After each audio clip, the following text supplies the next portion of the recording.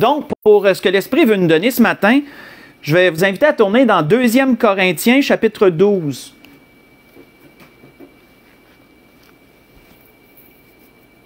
Deuxième Corinthiens, chapitre 12. Est-ce que le son est correct pour vous? Oui, OK. OK. Donc, 2 Corinthiens, chapitre 12. On va débuter à partir du verset 1. Verset 1 jusqu'au verset 10.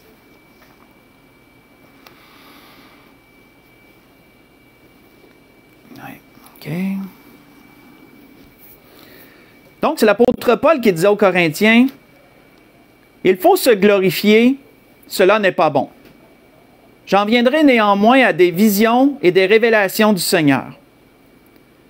Je connais un homme en Christ qui fut, il y a 14 ans, ravi jusqu'au 3e ciel. Si ce fut dans son corps, je ne sais. Si ce fut hors de son corps, je ne sais. Dieu le sait.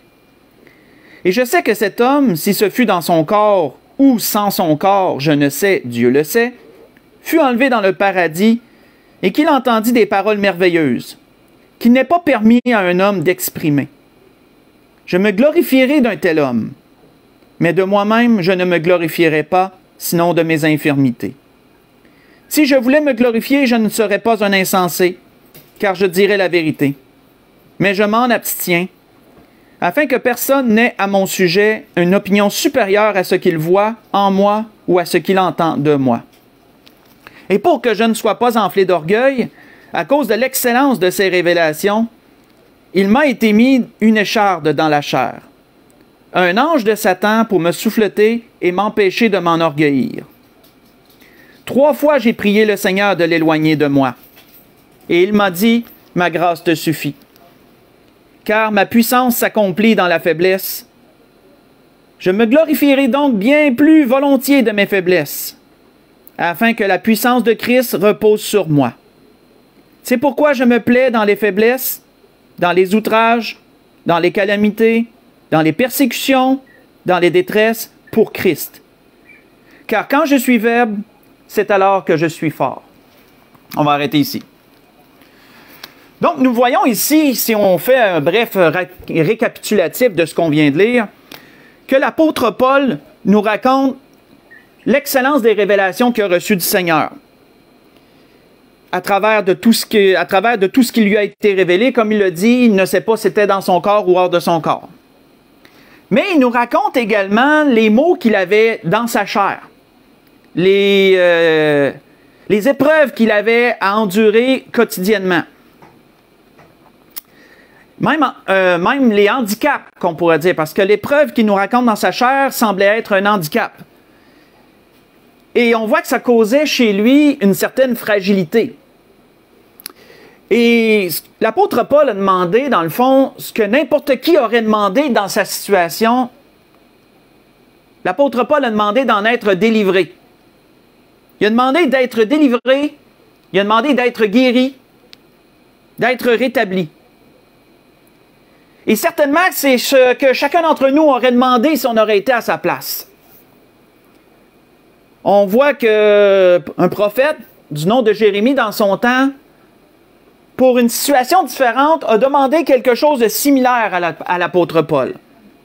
Faites juste écouter, je vais vous citer ce que Jérémie a demandé, lui, de son temps.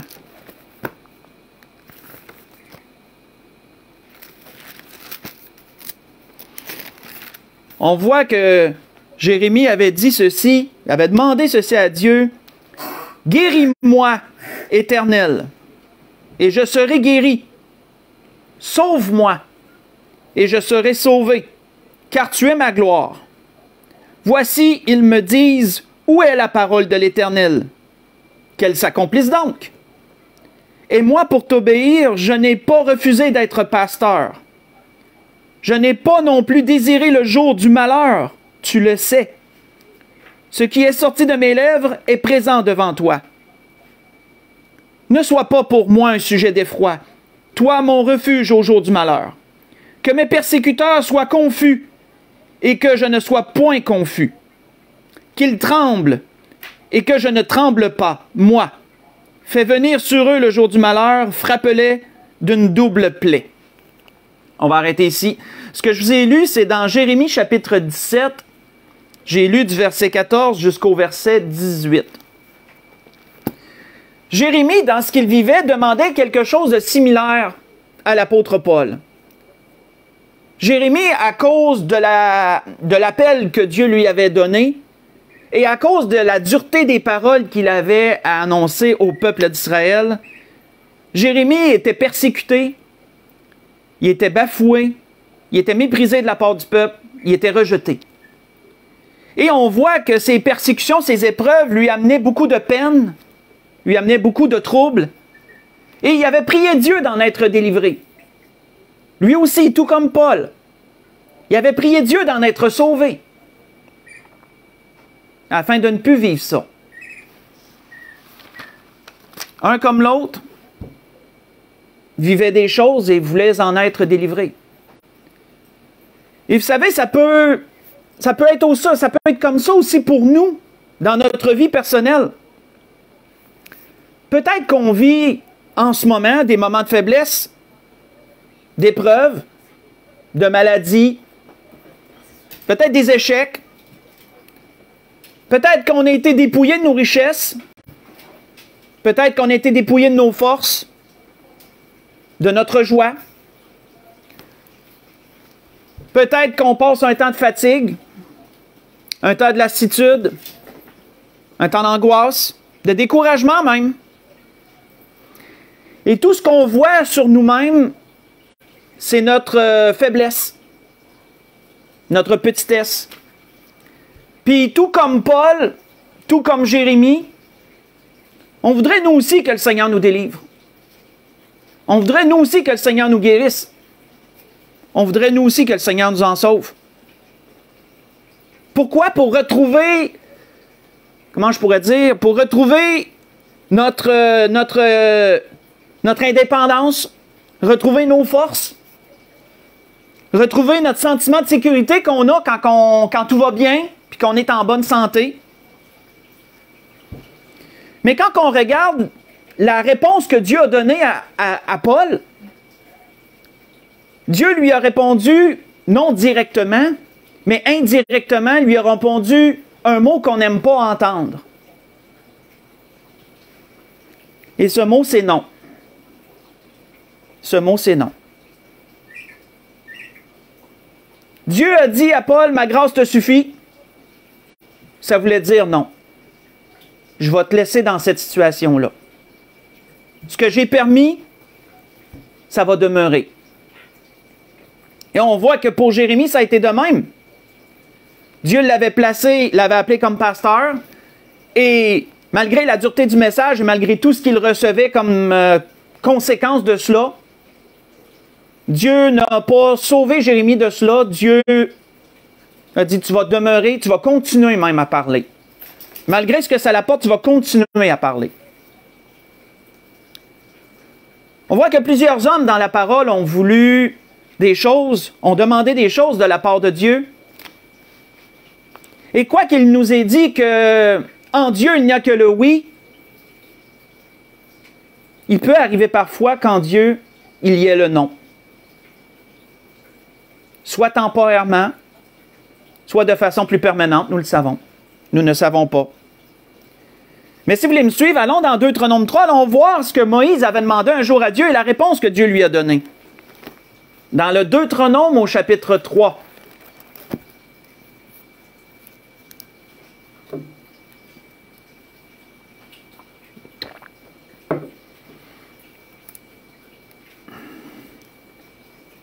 Le Deutéronome au chapitre 3.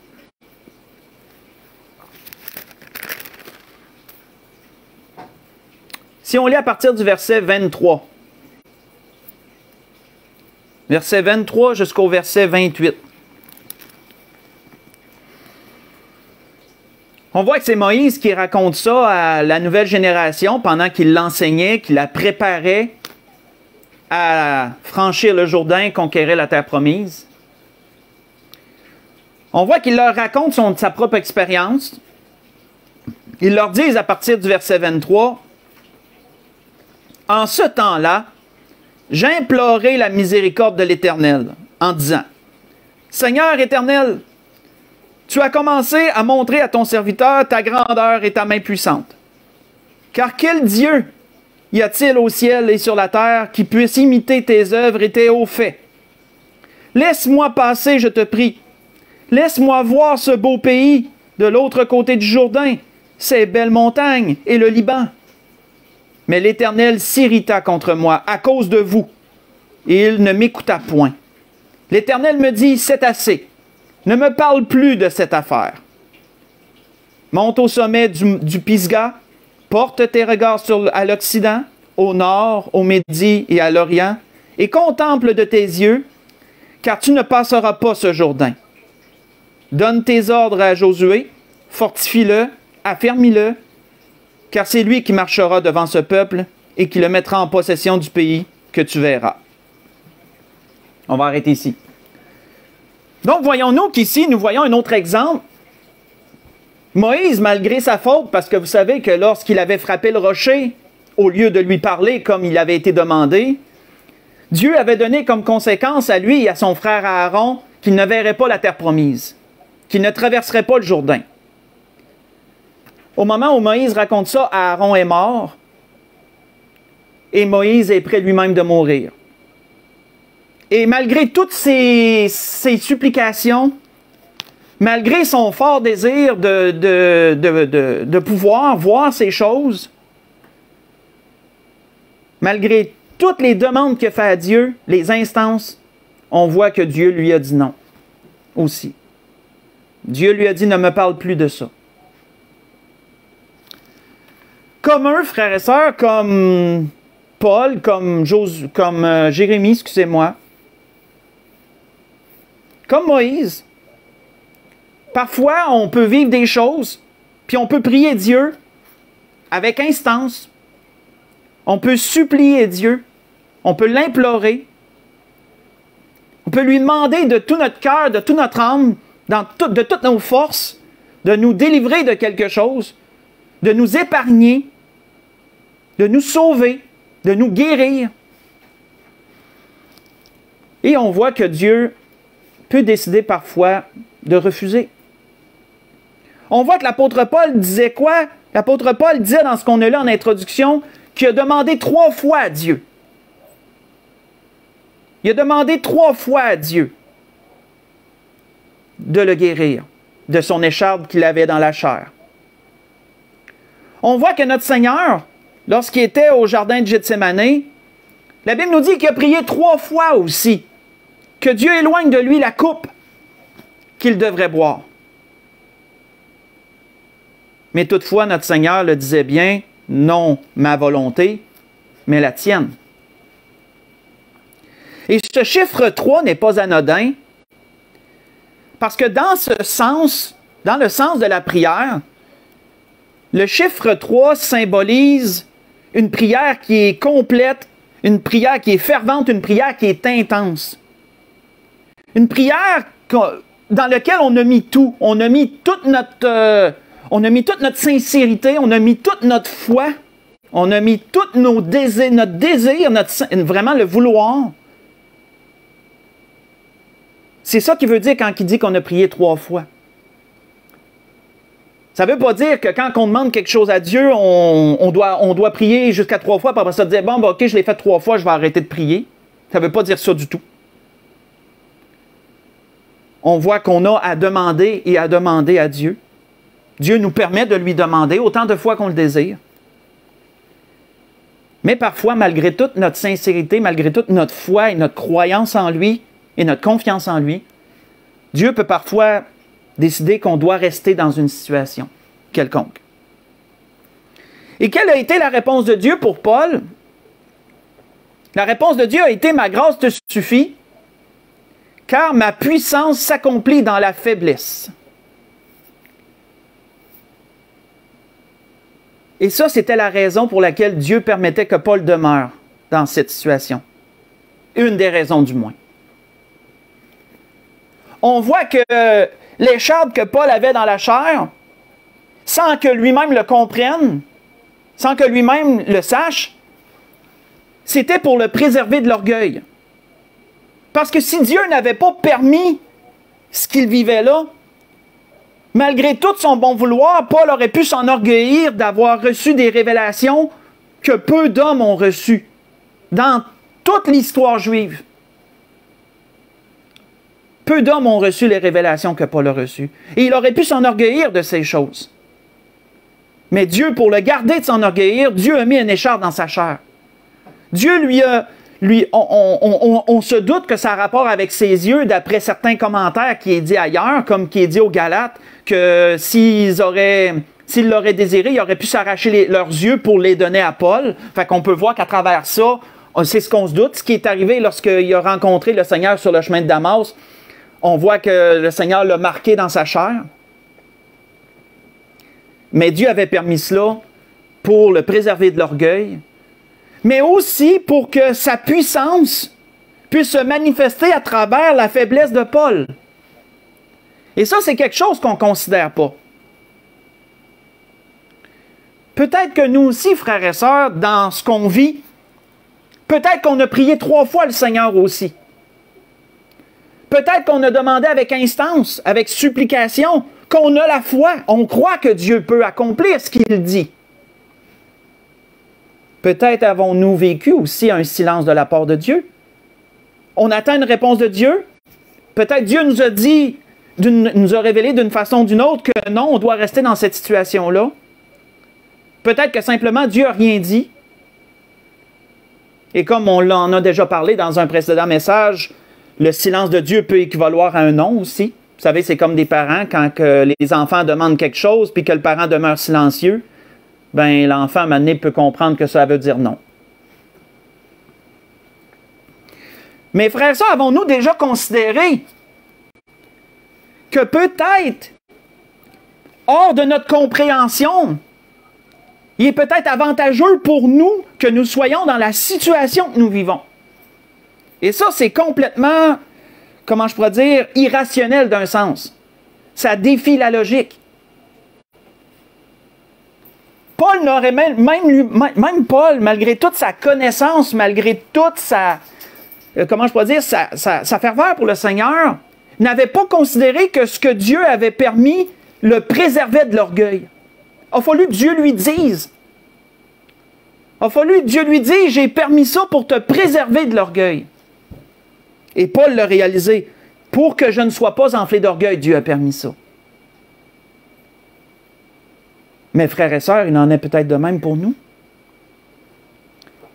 Peut-être que même si notre chair est atteinte, ou notre vie, d'une façon ou d'une autre, peut-être que Dieu permet ce que nous vivons pour nous préserver de quelque chose d'autre. Pour préserver notre âme, peut-être. Avons-nous déjà considéré cela? Que par une situation qu'on vit, Dieu nous protège de d'autres choses. Parce que ne vous y trompez pas, frères et sœurs. Nous accordons beaucoup plus d'importance à notre chair qu'à notre âme, et c'est triste. Parce que quand on vient au pied de la croix, quand on accepte Jésus comme notre Sauveur et Seigneur, c'est pas notre chair qu'on sauve, c'est notre âme qu'on sauve. L'âme a beaucoup plus d'importance que notre chair. Infiniment plus d'importance. Parce que notre chair, c'est temporaire. Quand on meurt ici-bas, notre chair, elle ne nous suit pas. Notre chair retourne à la terre, comme il a été dit à Adam, car tu es poussière et tu retourneras poussière.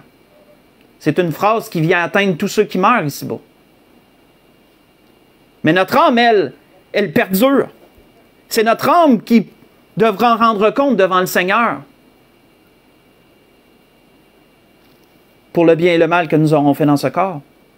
Et c'est notre âme qui vivra soit la honte éternelle, la condamnation, ou la bénédiction éternelle, la vie éternelle. Et donc, quand Dieu permet des choses, comprenons bien que Souvent, et plus souvent qu'autrement, c'est notre âme que Dieu regarde.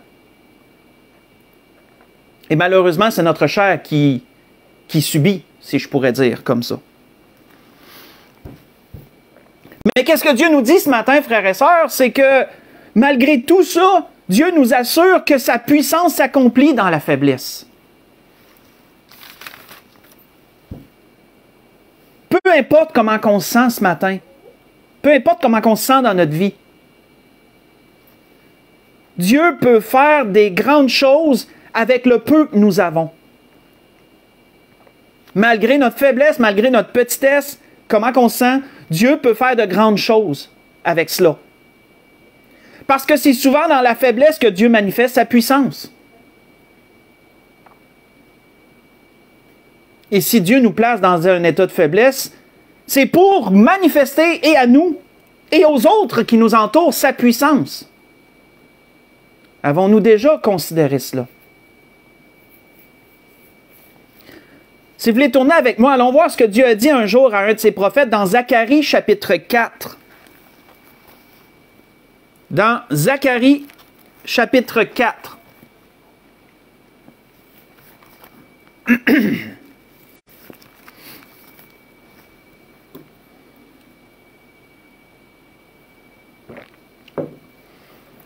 À partir de Matthieu, vous reculez, vous avez Malachie, et tout de suite avant Malachie, vous avez Zacharie.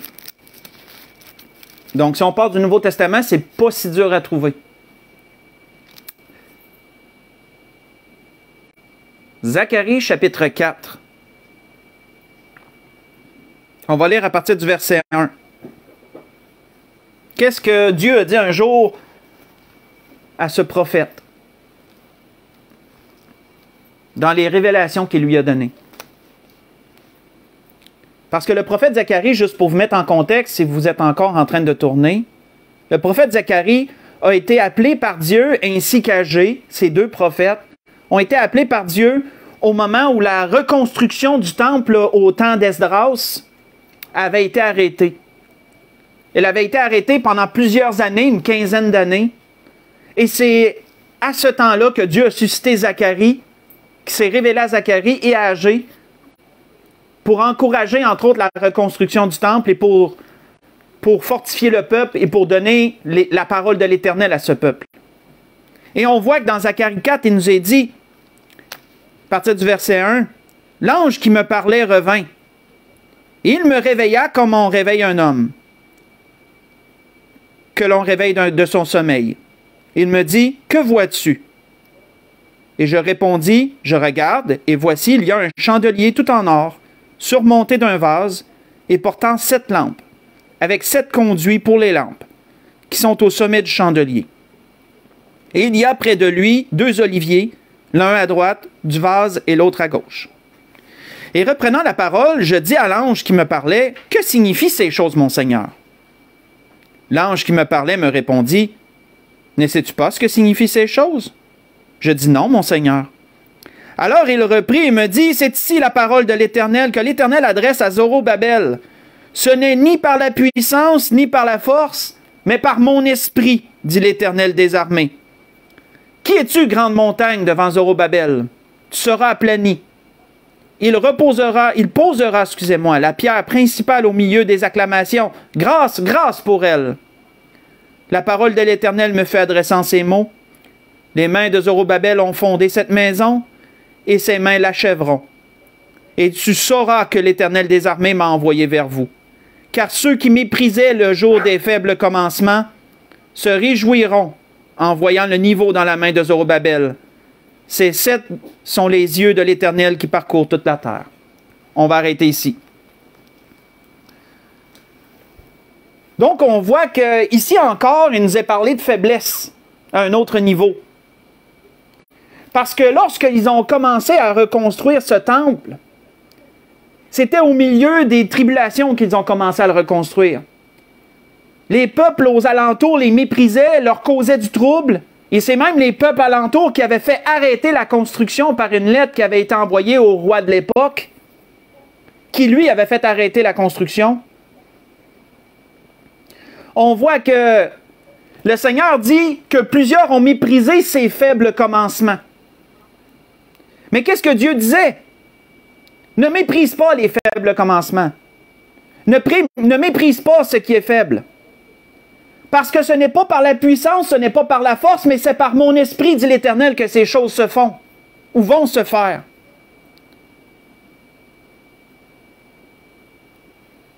C'est encore ici un exemple, frères et sœurs, comment Dieu manifeste sa puissance dans la faiblesse. Et quand on regarde dans la parole, c'est ce qu'on voit dans les Écritures.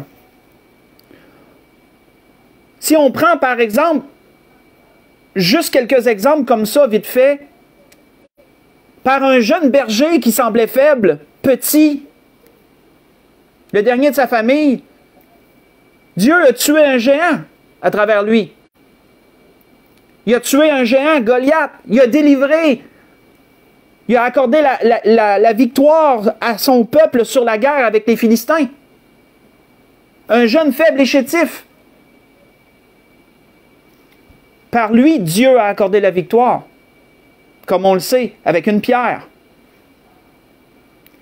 On voit que dans un autre temps, un homme du nom de Gédéon, rempli d'incertitudes, qui se voyait petit, Dieu lui avait dit quoi? Va avec cette force que tu as, c'est moi qui t'envoie. Et à travers une armée que Dieu avait réduite à 300 hommes, Dieu a permis la victoire sur une armée qui était 450 fois plus nombreuse que la leur, composée de 135 000 hommes.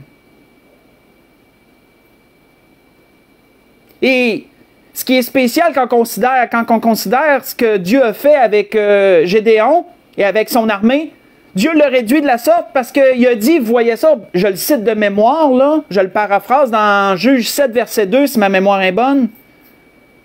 Dieu avait dit à Gédéon que s'il faisait ça, c'était pour que le peuple ne dise pas que c'était par sa propre force qu'il avait la victoire sur les Madianites. Que le peuple réalise que c'était Dieu qui leur a donné la victoire, que c'était par la puissance de Dieu qu'ils avaient la victoire. Et c'est pour ça que Dieu les a placés dans une situation de faiblesse à 300 hommes, où l'armée adverse était 450 fois plus nombreuse qu'eux. Et ils ont remporté quand même la victoire. Quand on regarde le meilleur des exemples qu'on a dans la parole, notre Seigneur Jésus, qui était à la croix, quand on regarde notre Seigneur qui a été crucifié, quand on considère ces choses, où notre Seigneur a été placé dans une situation de faiblesse extrême, que notre Seigneur a été humilié publiquement, que notre Seigneur a été dépouillé de son autorité, je peux dire, de sa dignité, dans toutes ces choses qu'il a vécues, c'est pourtant à travers son impuissance, si on peut dire comme ça, en apparence, on sait qu'il avait toute la puissance du monde, mais cloué sur la croix, il semblait vraiment impuissant. Et c'est dans cet état d'impuissance que Dieu opérait la plus grande des puissances. C'était à travers cet état d'impuissance que Dieu opérait son plan à travers son Fils.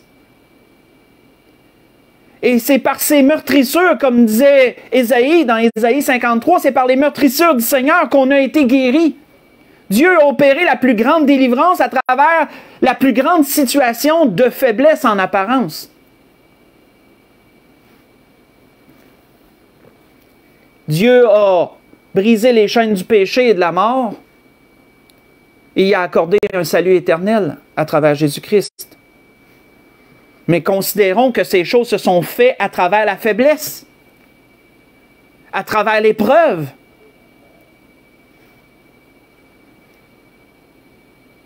C'est pourquoi l'apôtre Paul, faites juste écouter, l'apôtre Paul disait quelque chose aux Corinthiens sur cela.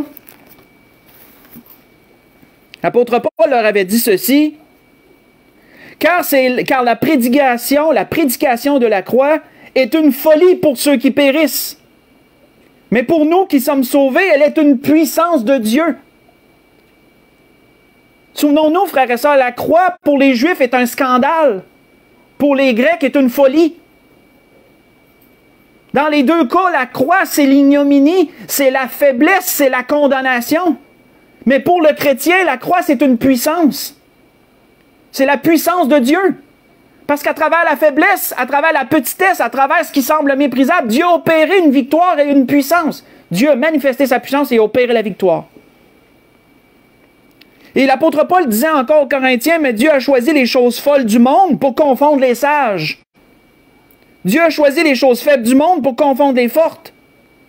Dieu a choisi les choses viles du monde et celles qui sont méprisables, celles qui ne sont point, pour réduire à néant celles qui sont, afin que personne ne se glorifie devant le Seigneur. Vous voyez ça dans 1 Corinthiens 1.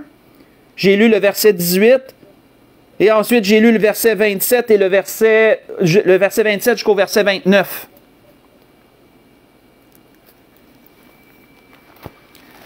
Quand on considère ce que l'apôtre Paul nous a dit en introduction, on voit que une fois que Dieu lui a révélé cela, une fois que Paul a demandé, il a imploré, il a prié 3 fois, comme on l'a expliqué tantôt, que Dieu le délivre de ce qu'il vivait, que Dieu le guérisse de son écharde. Et que Dieu lui a dit, ma grâce te suffit, ma puissance s'accomplit dans la faiblesse. Quand Paul a compris ça, ça a été une telle révélation pour lui qu'il a été capable de dire, c'est pourquoi je me plais dans la faiblesse. Paul avait appris à accepter son état, mais en plus à comprendre qu'à travers son état, Dieu opérait sa puissance. Dieu dit, je me plais, Paul disait, excusez-moi, je me plais dans les faiblesses. Ça ne veut pas dire qu'il faisait par exprès. Ça ne veut pas dire qu'il courait après. Mais ça veut dire qu'il avait arrêté de se lamenter. Si je peux le dire en bon québécois comme ça, là. Quoique je pense pas que Paul était un lamenteux, là. Mais Paul avait arrêté de se plaindre sur le sujet. Paul avait accepté ce qu'il vivait, comme venant de Dieu, comme étant permis de Dieu. Et Paul disait, je me plais dans les outrages, dans les calamités, dans les persécutions, dans les détresses. Parce qu'en bout de ligne, c'est pour le Seigneur que je fais toutes ces choses. Parce que vous savez, ce qu'on peut vivre parfois va faire une chose ou une autre. Ça peut faire qu'on va s'endurcir devant Dieu, qu'on va devenir aigri, colérique et méchant, ou ça peut faire qu'on va s'adoucir devant Dieu. On va s'humilier devant Dieu. On va devenir plus doux, plus compréhensif à cause qu'on connaît la souffrance. On va devenir plus empathique envers les autres. Ça fait soit un, soit l'autre. Considérons ce que nous vivons, frères et sœurs, et posons-nous la question. Lequel de ces deux choses ça fait dans nos vies? Si, comme on l'a dit en introduction tantôt, nous vivons une situation de faiblesse, on a été dépouillé de bien des choses. On a vécu des échecs. On a perdu nos richesses, notre santé, nos capacités. Comment réagissons-nous? Après avoir prié 3 fois et demandé au Seigneur. Est-ce que, comme Paul, on s'adoucit, on se plie, on s'humilie, on accepte ces choses, et même on accepte nos faiblesses et qu'on se dise que Dieu va manifester sa puissance à travers notre faiblesse? Ou est-ce qu'on se révolte contre Dieu, qu'on s'aigrit contre Dieu, qu'on se met en colère contre lui, pensant que ça va arranger les choses? Non. Certes non. Au contraire. C'était ce que l'Esprit voulait nous rappeler ce matin. On voit que quand on considère l'apôtre Paul, avant de conclure, à travers un homme qui avait une écharpe dans la chair, qu'on pense être ses yeux, Paul a été pourtant celui qui a écrit la majeure partie du Nouveau Testament. Pourquoi? Parce que la Bible nous dit, pas avec la Bible dans l'histoire même nous le dit, l'histoire de Paul, un peu les écrits qu'on a retrouvés à son propos, et la Bible nous le démontre à certains endroits, que Paul avait de l'aide, que souvent c'était d'autres personnes qui écrivaient ses lettres, parce que lui était incapable d'écrire. Pas parce qu'il ne savait pas écrire, mais parce qu'il avait de la misère à voir ce qu'il écrivait. C'était d'autres personnes qui écrivaient souvent. Mais Paul, malgré sa faiblesse, a été celui qui a écrit la majeure partie du Nouveau Testament. Et même, ce qui m'a personnellement, là, ce qui m'a pas choqué, mais ce qui m'a surpris, moi, c'est que quand on voit, pas besoin d'y tourner, dans les Actes 19, on voit que l'apôtre Paul, il y avait tellement une onction sur lui que même les mouchoirs qu'il avait touchés, on les mettait sur les malades, puis les malades guérissaient. Mais Paul ne guérissait pas de son écharpe dans la chair. Voyez-vous comment ça peut être contradictoire? Comment ça peut être contradictoire? Paul devait accepter ce qu'il vivait, mais juste des mouchoirs qu'il avait touchés guérissaient les autres. Mais ça me semble que c'est encore plus révoltant, d'un point de vue humain, je veux dire, là. D'être capable de guérir les autres, mais de ne pas être capable de te guérir toi-même. Mais ça me rappelle un peu une parole que les Juifs disaient au Seigneur pour le narguer, hein, médecin, guéris-toi toi-même. Mais il disait ça pour une autre raison, mais en tout cas, moi, je le voyais dans ce sens-là. Mais malgré tout ça, on voit que l'apôtre Paul a été celui qui a vécu le plus de persécutions aussi, du moins répertoriées. Et malgré tout ça, regardons le ministère qu'il a fait. C'est lui qui a été le missionnaire qui a ouvert la majeure partie des églises, beaucoup d'églises qui nous est dit dans la parole. C'est par son témoignage, c'est par sa prédication qu'elles ont été ouvertes. On peut voir que quand on sait accepter les faiblesses que Dieu permet dans nos vies, puis de comprendre que Dieu manifeste sa puissance à travers ces choses, on peut aller loin. On peut faire énormément pour Dieu. Même si nous, on se voit faible et petit, on peut tellement faire pour Dieu. Mais il faut être capable de comprendre ce que Paul a compris, par exemple, pour en arriver là. Pour conclure ce que l'Esprit a voulu nous donner ce matin, on va aller voir un autre prophète, le prophète Joël. Lui, on va le voir moins souvent, lui. Le prophète Joël, au chapitre 3, on va conclure sur ces paroles que Dieu lui avait révélées. Joël, au chapitre 3.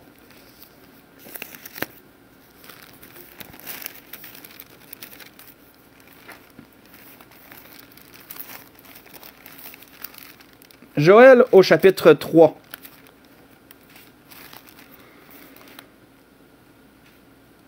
Si vous trouvez le livre de Jonas, reculez de 2 autres livres. Vous allez voir avant ça Abdias, après ça, avant ça, vous allez voir Amos, et ensuite, vous allez voir Joël. Si vous trouvez le livre de Jonas. C'est une référence. Dans Joël au chapitre 3, dans une révélation que Dieu avait donnée à ce prophète à propos du jugement des nations qui s'en vient, Dieu voulait encourager son peuple malgré ce qu'il va permettre qu'il vive. Ça, on en a parlé dans un précédent message dernièrement.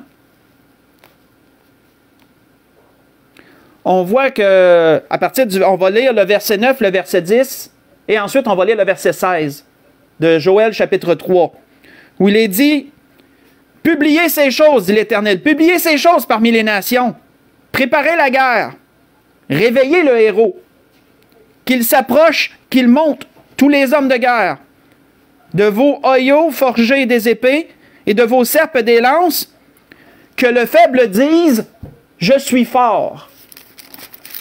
Que le faible dise, je suis fort. Pourquoi le faible dirait ça? Verset 16. De Sion, l'Éternel rugit, de Jérusalem, il fait entendre sa voix. Les cieux et la terre sont ébranlés, mais l'Éternel est un refuge pour son peuple, un abri pour les enfants d'Israël. Oui, frères et sœurs, la grâce que je nous souhaite à tous dans ce que l'Esprit a voulu nous dire ce matin, acceptons les faiblesses que Dieu permet dans nos vies. Qu'elles soient physiques, qu'elles soient financières, tout autre. Commençons par accepter cela. Ça ne veut pas dire qu'on ne peut plus demander à Dieu de nous en délivrer. Parce que parfois, Dieu dit non pour un temps, Dieu dit pas nécessairement non tout le temps. Mais considérons qu'à travers ces choses, peut-être que Dieu nous préserve de d'autres choses. que Dieu est sage au-delà de toute sagesse, que Dieu sait ce qu'il fait. Ne nous révoltons pas contre Dieu, ne nous aigrissons pas contre lui. Humilions-nous au contraire sous sa main. Parce que sa puissance va s'accomplir à travers notre faiblesse. Et nous pourrons être nous-mêmes un bon exemple pour d'autres personnes. Une bénédiction. C'était ce que l'Esprit voulait nous dire ce matin.